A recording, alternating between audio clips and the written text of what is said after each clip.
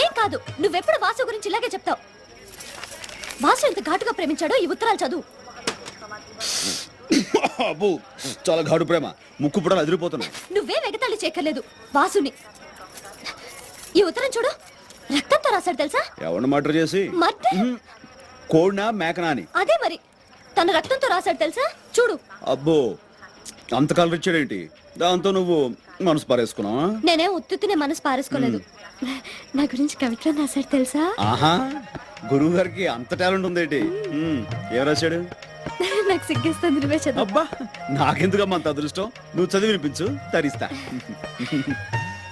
ప్రియాతి ప్రియమైన పద్మావతికి నిన్ను చూడగానే నేనేంటో అయిపోయాను, నాకేదో వచ్చేసింది.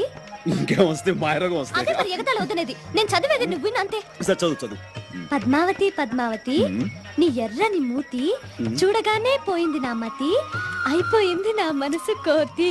దాంతో నీ పని అయిపోయింది, అదో గతి. రామకృష్ణ గారు, లేకపోతే ఏంటి? కోతి గీత రాశాడంటే అది కవిత్వం కాదు, కపిత్వం. ఏంటలా పారేస్తావా? చేత్రాతులు వాడు. వాసు గురించి నీతో చెప్పడం నాది బుద్ధి తక్కువ. అరే ఏదో జోక్ మాట్లాడదు ప్లీజ్. కదా, ఆ మాత్రం కోపం వస్తే మాట్లాడదు.